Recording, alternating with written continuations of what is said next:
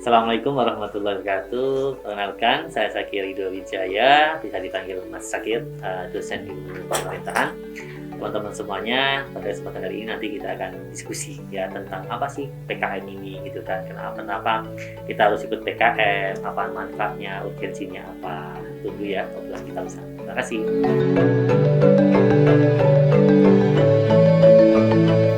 PKM ini program kertas mahasiswa. Jadi ya salah satu program mahasiswa yang cukup bergengsi lah ya. Setiap tahun ada, bahkan dinamika sangat luar biasa ya, offline online ya. Di PKM ini sebetulnya untuk menumbuhkan mahasiswa supaya tahu dan tata aturan. Kenapa tahu dan tata aturan? Karena untuk PKM saja ketika tidak sesuai dengan panduan itu sudah pasti tidak lolos. Yang kedua adalah bisa menumbuhkan mahasiswa untuk inovatif dan kreatif. Kenapa inovatif dan kreatif? Bagaimana ada persoalan, bagaimana ada problematika, ada fenomena yang ada di masyarakat.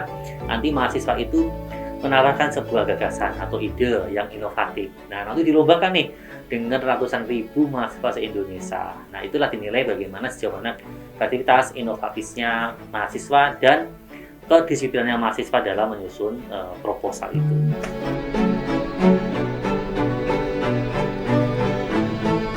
Oke, sebenarnya ada beberapa trik ya atau mungkin yang bisa dilakukan mahasiswa. Pertama adalah pastikan dulu passionnya apa. Misalnya teman-teman ilmu komunikasi nih, ilmu komunikasi kan pasti ada kompetensi di masing-masing. Nah, lihat amatin dulu persoalan yang ada di masyarakat. Oh, misalnya terkait dengan PKM pengabdian masyarakat. Ada persoalan tentang misalnya selama pandemi kan dituntut guru untuk menyajikan materi pembelajaran yang menarik.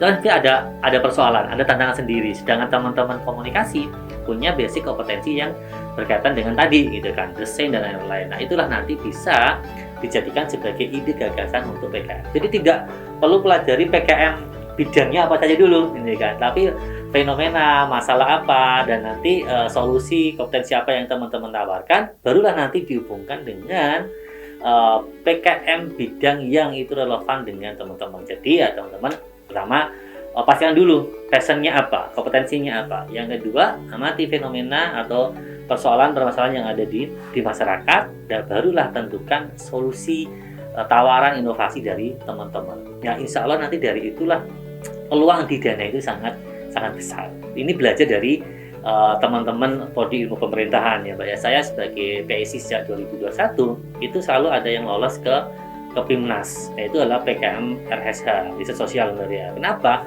Karena emang ilmu pemerintahan kan passionnya ke sana, gitu kan. Permasalahannya apa? Kami punya kompetensi di apa? Tawarkan, ditariklah PKM RSH. Alhamdulillah itu masuk ke PIMNAS terus. Jadi tidak usah yang enek-enek, gitu kan. Ada di lingkup di sekitar teman-teman semuanya, gitu.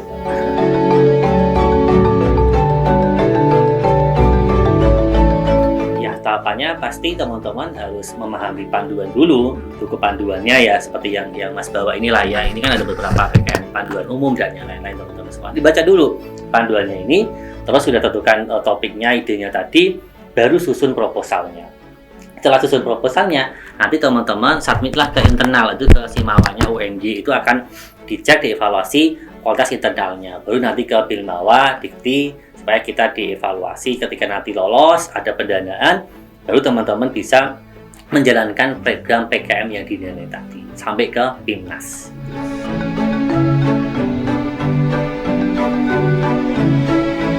Yang pertama ikut, yang kedua pahami panduan ya Mbak ya. Karena panduan kan beda-beda. Misalnya tahun 2023 sekarang ya. Dulu tidak ada luaran wajib berupa akun media sosial, tapi sekarang wajib. Nah, dipahami dulu, kalau PKM PM itu apa, PKM RSH itu apa, sehingga jelas. PKM pengabdian masyarakat, salah satunya ada buku panduan untuk mitra. Ya, itu pahami dulu panduannya, topiknya sesuaikan, inovasinya apa, dan yang tidak lupa adalah tim, diskusi dengan tim. Dan setelah dengan tim adalah dengan pembimbing. Pembimbing tidak boleh hanya sebagai syarat kewajiban saja, tapi adalah teman, sahabat, gitu kan, guru, partner dalam satu tim diskusi itu. Dan insya Allah kalau ini bisa jalan, peluang ini sangat besar.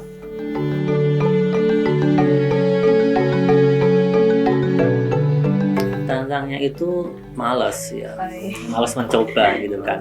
Jadi kesempatannya ada, misalnya apalah sekarang di UMY, Wisipol, HI, IP, IK itu memfasilitasi anggarannya yang besar, tapi mahasiswa itu mau ikut tuh males, aduh bingung idenya dan lain. Ya kuncinya kalau menurut Mas itu tadi, saya karena passionnya di ilmu pemerintahan ya fokus ke ilmu pemerintahan, passionnya ilmu komunikasi, teman-teman HI ya HI gitu kan. Ada fenomena tadi yang saya sampaikan, ada persoalan guru dalam proses pembelajaran yang dia tidak inovatif, materi pembelajarannya biasa, bikin materi videonya kurang menarik, atau teman-teman IK itu menarik tentang itu, buatlah gitu kan. Nanti baru dikonekkan kira-kira masuknya ke PKM yang apa. Jadi fokusnya ke sana saja teman-teman semuanya. Jangan baca panduan bingung gitu kan. Ini PKM ini apa dan lain apa. Tapi udah basicnya ke kompetensi kita, ada masalah apa, cari solusi. Nah, solusi itu nanti sesuai dengan bidang yang apa. Begitu aja.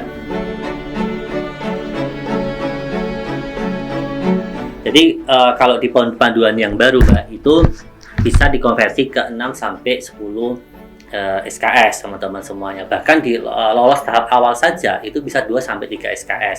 Kalau sampai PIMNAS dan lain-lain nanti bisa sampai 10 SKS. Kalau misalnya PKM pengabdian, teman-teman nanti tidak usah KKN. PKM penelitian, teman-teman tidak perlu skripsi.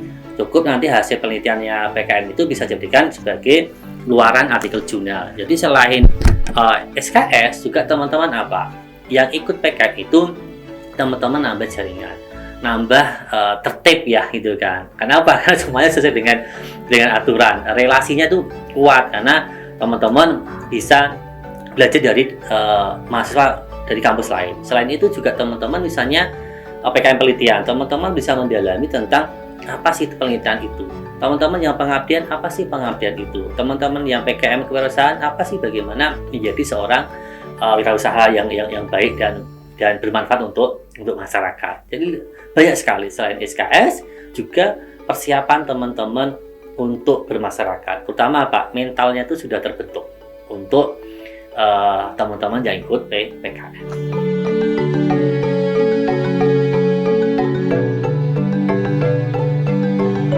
Kalau di UMY atau Wisipol itu ya mungkin timingnya ya Mbak, timingnya itu agak kurang sesuai karena waktunya itu main liburan, terus sekarang baru kuliah, tiba-tiba tanggal 1 atau tanggal 4 harus selesai gitu kan. Nah, itu agak kurang sesuai. Kalau menurut saya sih ini kalau dari saya amatin dari tahun ke tahun tuh sekarang tuh masih agak belum banyak yang ikut, entah itu sosialisasinya yang perlu tingkatkan atau memang dari masa sendirinya habis UTS liburan harus membuat proposal lagi agak susah gitu kan. Nah, jadi agak kurang semangat Mbak. Nah, mungkin ini melalui Fresh Club teman-teman bisa digalakkan lagi, disampaikan lagi apa manfaatnya ikut PKM ini gitu kan. Tidak hanya mendapat SKS tapi juga mendapat manfaat-manfaat yang lain, dan itu penting untuk teman-teman setelah lulus S1.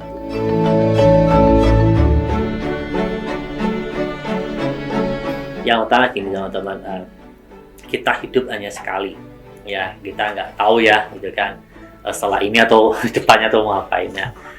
Karena hidup hanya sekali saja, terbatas itu bermanfaatlah gitu kan. Walaupun kita melalui PKM saja gitu kan, bermanfaat untuk masyarakat, untuk pemerintah atau untuk lembaga usaha dan lain-lain itu kan. Nah, silakan berkarya, mumpung ada kesempatan PKM ini itu menjadi instrumen atau teman-teman supaya bisa bermanfaat kepada masyarakat. Yang kedua adalah berproses melalui PKM ini adalah sangat bermanfaat.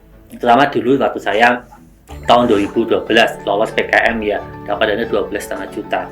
Yang sekarang ketika saya jadi dosen ternyata itu sangat bermanfaat. Bagaimana saya membimbing mahasiswa, bagaimana menjadi kakak, sahabat atau guru atau dosen, atau partner gitu kan, supaya kita bisa bermanfaat lebih kepada masyarakat. Tidak harus dengan uang, dengan PKM saja teman-teman bisa bermanfaat. Selagi masih ada kesempatan, nyawa kita masih ada, tetaplah berkarya. Terima kasih. Oke.